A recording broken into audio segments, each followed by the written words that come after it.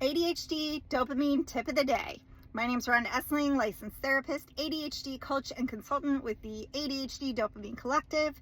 And today I want to talk about visual reminders for the outcome of projects that are longer term. So what do I mean by that? Well, I'm going to share a story and hopefully that will help make it make more sense.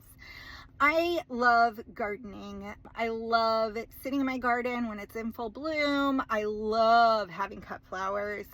However, this year I've really had a hard time motivating myself to get out there and get things planted and work in the garden. And this morning I got up and I went outside and watered some flowers and just kind of looking around and dreaming. And then as the day has gone on today, I've been thinking more and more about how I want to get out there and get some flowers in the ground. And I started to get curious.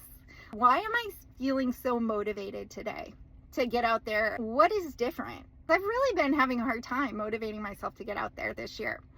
And then I remembered that last night I went grocery shopping and I got some grocery store flowers.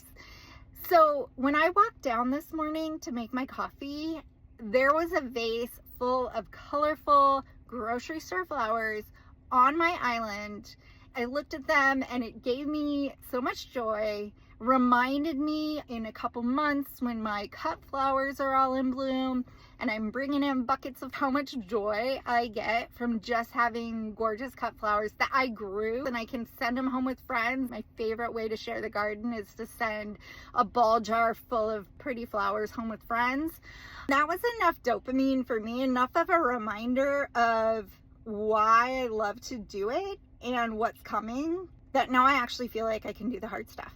If you want to share below what your tools are, how you motivate yourself to do longer term projects like this, where the outcome is really pleasurable, but each of the steps maybe not so much, share that down below and we'll continue to learn from each other and figure out how to do this thing called life as women diagnosed with ADHD later on. Take care, have a good day, and I'll see you next time.